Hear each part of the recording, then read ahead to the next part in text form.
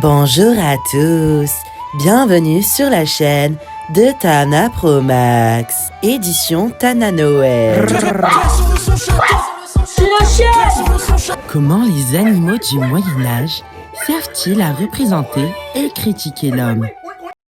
Au Moyen-Âge, les animaux sont partout, dans les manuscrits, sur les murs des églises et surtout dans des livres appelés bestiaires.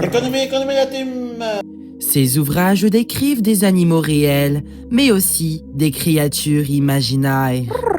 Pourtant, leur objectif n'est pas scientifique. À travers l'animal, les auteurs médiévaux cherchent avant tout à parler de l'homme.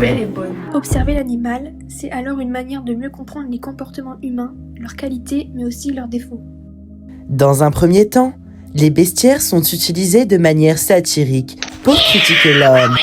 À partir du XIIe siècle, les bestiaires deviennent très populaires.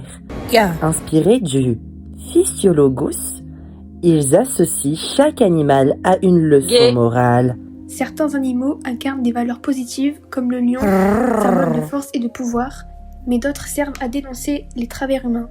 C'est notamment le cas du singe.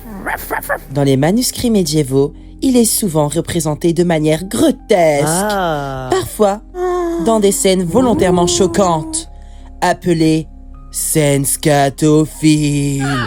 Du caca! Ces images peuvent surprendre, pourtant, elles ont un sens précis. Le singe est perçu comme une imitation dégradée de l'homme. Il représente l'être humain qui imite sans comprendre, qui se laisse dominer par ses instincts. À travers ces représentations, les artistes médiévaux critiquent la bêtise, la perte de morale et l'éloignement de Dieu.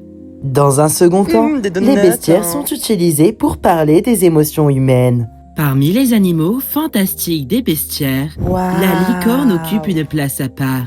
Elle est décrite comme un animal pur et sauvage, impossible à capturer. Selon la légende, seule une jeune vierge peut l'attirer par son chant.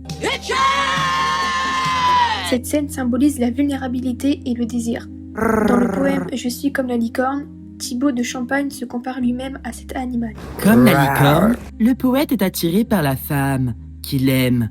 Il devient prisonnier de ses sentiments, dominé par l'amour. À travers cette image, l'animal permet d'exprimer des émotions profondément humaines, comme la passion, la fragilité et la soumission amoureuse. Enfin, au Moyen-Âge, les animaux ne sont jamais choisis au hasard. Qu'ils soient symboliques, satiriques ou fantastiques, ils servent à représenter l'homme, mais aussi à le critiquer.